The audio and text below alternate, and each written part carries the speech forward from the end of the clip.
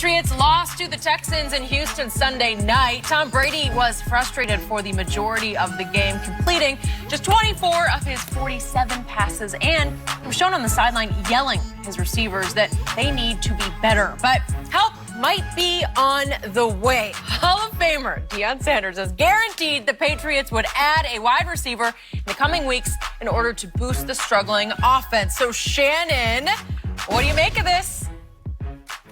I need time to come on here and stop talking this foolishness. Skip, when he said this, and I read it, the first name that came to my mind was Dez Bryant. That's the only guy that I think is available. What other guy that's out there? Because if there's a guy out there that could help the Patriots that's not Antonio Brown, wouldn't he be on someone's roster? I mean, Michael Irvin can't play, but Michael Irvin don't have any more eligibility.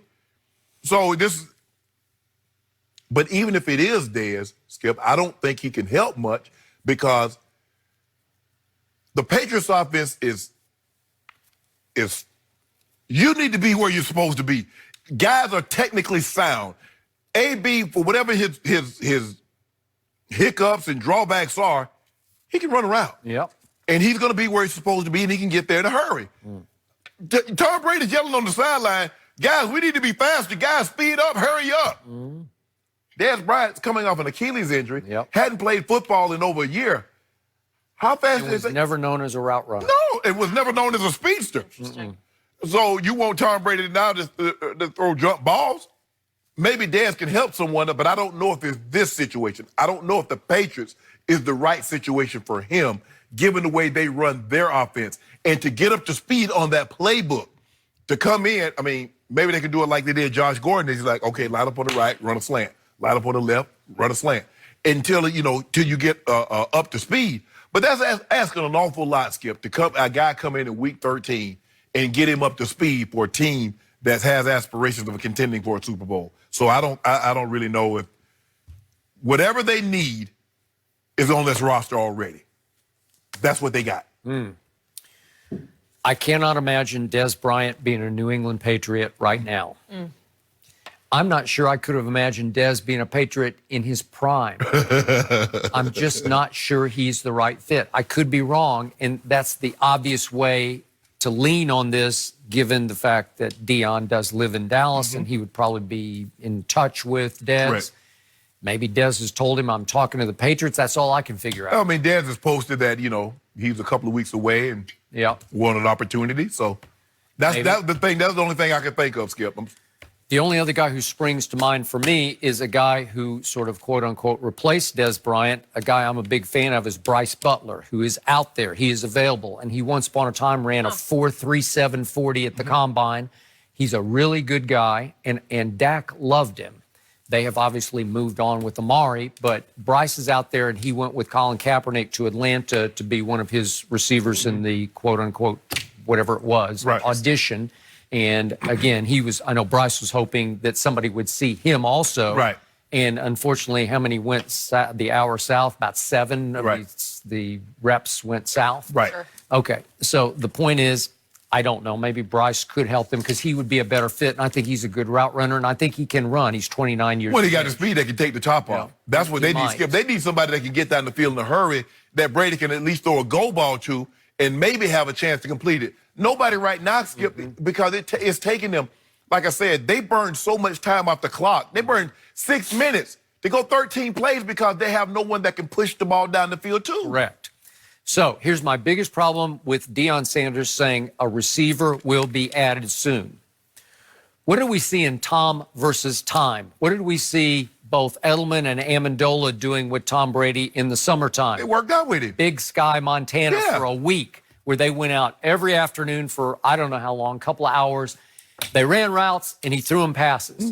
And he was establishing rapport and connection with those two to where he can trust them under fire in the cold in Foxborough in a playoff game, right? And he lives for repetitions with his receivers. Correct. So you're going to tell me, let's take, I don't know, Bryce Butler. You're telling me that Bryce is going to go in there in mid-December and suddenly say, I got it, Tom. I get you. I'm right there with you. No, he needs to rep these kids like N'Keal Harry. What was the problem the other night? that's his third game. He hasn't had enough practice reps with Tom Brady. They're not connected. So Tom fell back in the last quarter and a half on he trusts two guys. Right. They're little tiny guys. And who are the guys that he spent the most time with? James White and Julian Edelman. That's it. And so when rubber needs to meet the road, I trust you. I trust you. Everybody else to hell with you. That is what he said, basically, because they will be where he thinks they're going to be. Correct. And they will read the defense the way Tom is reading the defense on the fly, where they will be connected mentally. And they'll make a play on the ball. They will make a play on the ball. They will come and get the ball. That's it. Okay? So how can you throw a new guy into the mix and think it's going to change life? When their offense is that Brady, really and truly, like, let's just say you just clear the deck and you say, okay, this side, make Brady close his eyes. You say, Brady, this side is covered. He can like, not even looking, Skip. He can throw over there because he knows where the guy's going to be. You call the play, the right side's covered, Brady, and he can throw where the guy's going to be, and the guy catch the ball. Yep. So that's what he needs to have, that he knows the guy's going to be here. Edelman's going to be where he's supposed to be when Brady's ready to throw. James White's going to be where. And so for me to bring a guy in, when Brady is so much of what he does is on precision, timing, and trust. To just bring a guy and says, okay, yeah, you played in the NFL before. Okay, go on out there. It ain't that easy. Yeah. So he's got two guys who can run, Philip Dorsett, and he's kind of lost connection with him, because I saw two deep balls the other night where Philip Dorsett went this way and Tom threw it over there. Right. And the thing is, he's like Jacoby Myers. Brady's rolling to him. He takes off, and then he pulls up. Brady's like, what the hell are you doing? Yeah, I'm throwing it upfield. Kirk Cousins did it last night where it was like a broken play. Yeah. And his receiver got it. Oh, I should bolt. You know, I should go. Yeah. It was a wide open touchdown. Wide open, easy 6. Yeah. Okay. So in this case, what happened on the N'Keal Harry route? Well, it was classic because Brady was trying to go to Edelman on the strong side, and so he's reading across, and his last resort, as the whole pocket's collapsing, the last resort is the rookie receiver over here. And he wants him to come hard on his cut inside and shield off Roby, who ended up running a route because N'Keal Harry ran at half speed in Tom's eyes. Like he didn't come with a vengeance for the football. He didn't want to fight for the football. And that was the end of N'Keal Harry in that game. Yeah, and Roby probably knew, listening at the formation, that Brady's going right.